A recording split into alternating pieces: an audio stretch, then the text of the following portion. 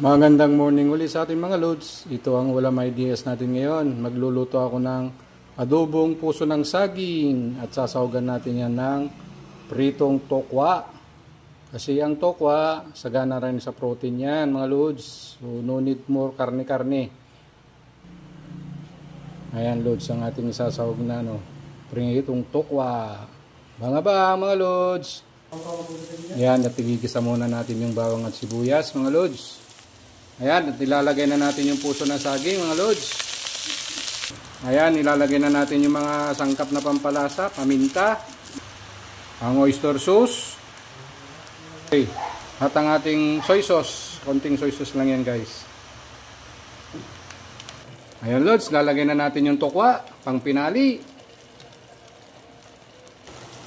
Cooking done mga idol. Yum yum yum na.